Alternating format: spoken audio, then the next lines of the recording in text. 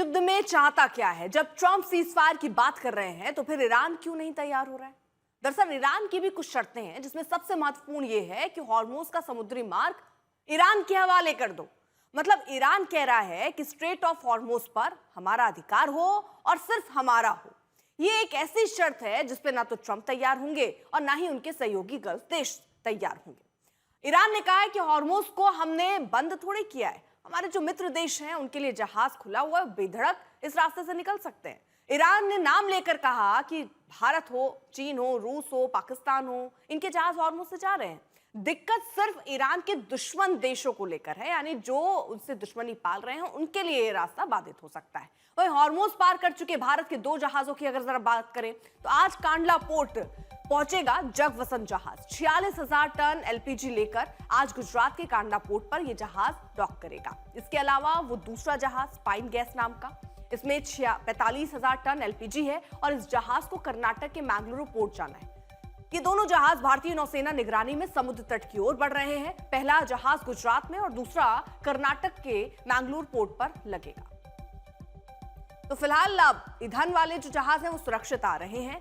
Iran ये कह रहा है कि कोई दिक्कत नहीं होगी। तो क्या जिस फ्रीक्वेंसी में या जितने जहाज जो है वो आते थे, क्या उतने ही अब आ पाएंगे? वहीं जगवसन जो है वो पहुंच रहा है, ये जहाज आज कंडला पोर्ट पहुंचने वाला है। पाइन गैस जो है वो 45,000 टन एलपीजी लेकर वो यहां पर पहुंच रहा है। ये जहाज कल मैंगलुरु दरअसल पहुंचने वाला है। तो आज और कल में अगर आप देखें तो ये जहाज जो है वो भारत पहुंचने वाले हैं। तो क्या जो संकट है वो थोड़ा कम होगा? अब कल भारत सरकार ने बताया था कि 20 भारतीय झंडे वाले जहाज फारस की खाड़ी में हैं, अभी भी हैं। कुछ जहाज भारत आ रहे हैं। जो जहाज भारत आ रहे हैं उनकी सुरक्षा के लिए भारतीय नौसेना ने ऑपरेशन सुरक्षा चलाया है। उसके तहत नौसेना के विध्वंसक युद्धपोत हॉर्मुज के मुहाने पर तैनात किए गए। जैसे ही कोई भारतीय जहाज हॉर्मुज पार करता है, भारतीय नौसेना तुरंत उसको एस्कॉर्ट करने लगती है और फिर सुरक्षित भारतीय जल क्षेत्र में पहुंचा देती है और फिर ये जहाज अपने निर्धारित पोर्ट पर पहुंच जाते हैं।